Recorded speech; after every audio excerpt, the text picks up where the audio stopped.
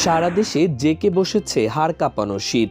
ঘন কুয়াশা আর কনকনে হিমেল হাওয়ার দাপটে বিপর্যস্ত হয়ে পড়েছে জনজীবন।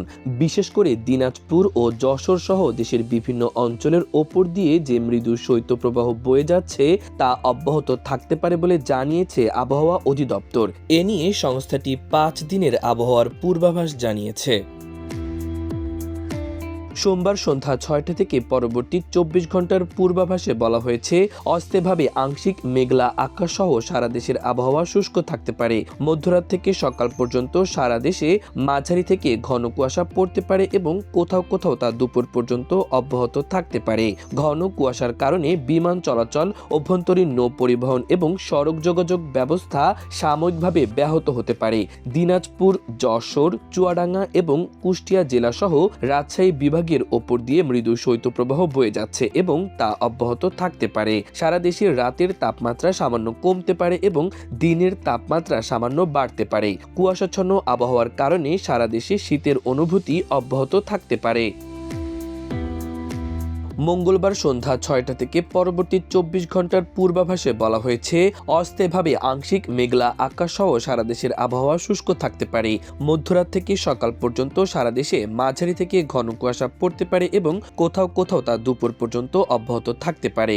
ঘন কুয়াশার কারণে বিমান চলাচল, অভ্যন্তরীণ নৌ পরিবহন এবং সড়ক যোগাযোগ ব্যবস্থা সাময়িকভাবে ব্যাহত হতে পারে। বিরাজমান শৈত্যপ্রবাহ অব্যাহত থাকতে পারে। সারা দেশে রাতের তাপমাত্রা সামান্য কমতে পারে এবং দিনের তাপমাত্রা প্রায় অপরিবর্তিত থাকতে পারে। বুধবার সন্ধ্যা 6টা থেকে পরবর্তী 24 ঘন্টার পূর্বাভাসে বলা হয়েছে, অস্থায়ীভাবে আংশিক মেঘলা আকাশ সহ সারা দেশের আবহাওয়া শুষ্ক থাকতে পারে। মধ্যরাত থেকে সকাল পর্যন্ত সারা দেশে মাঝারি থেকে ঘন কুয়াশা পড়তে পারে এবং কোথাও কোথাও তা দুপুর পর্যন্ত অব্যাহত থাকতে পারে। বিরাজমান শৈত্যপ্রবাহ অব্যাহত থাকতে পারে। সারা দেশে রাতের তাপমাত্রা প্রায় অপরিবর্তিত থাকতে পারে এবং দিনের তাপমাত্রা সামান্য কমতে পারে।